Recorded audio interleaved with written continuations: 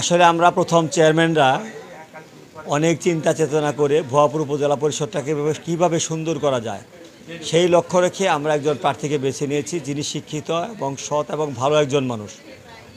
আমরা আশা করছি যে তাকে আমরা সকল চেয়ারম্যানরা অনেক প্রচেষ্টার মাধ্যমে অনেক কাজের মাধ্যমে আমরা তাদেরকে চেয়ারম্যান করেছি এবং তার মাধ্যমে আগামী ভুয়াপুর উপজেলা একটা সুন্দর উপজেলা হবে, যে উপজেলায় থাকবে না সন্ত্রাস, দুর্নীতি, চাঁদাবাজ মুক্ত এবং দুর্নীতিমুক্ত একটা পরিষদ হবে, সেই প্রত্যাশা রেখেই আমরা তাকে চেয়ারম্যান করেছি।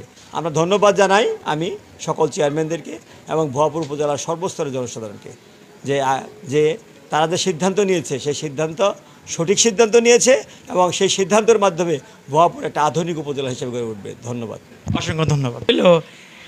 আমার প্রয়াত অ্যাডভোকেট আব্দুল হালিম সাহেবকে এতই ভালোবাসতো আমার আম্মা বা আমার ফ্যামিলি যে আমার আম্মা 1 মাসের পেনশন তার নির্বাচনী ব্যয় বাবদ বলছে তার কাছ থেকে নেব না, আমি তার জন্য উৎসর্গ করলাম। মায়ের অনুভূতি তার ব্যাপক আনন্দ হয়েছে এবং সে গর্বিত হয়েছে যে আমি সফল হয়েছি এবং আমার প্রার্থী বিজয়ী হয়েছে, তাকে দিয়ে আমি সেবা প্রদান করব মানুষকে। অ্যাডভোকেট আব্দুল হালিম আমাদের হাজারো মানুষের মাঝে থেকে আমাদেরকে বেছে নিতে বের করে নিত। এটা চরের মানুষ, এটা রেজাউল করিম, এটা আব্দুল খালেক, এটা ডাক্তার রফিক, এরকম সবাইকে চিনতে এক ডাকে সবাইকে চিনত। সে আমাদের কাছে নাই, আমাদের অন্তরটা ফেটে যায় তার কথা শুনলেই।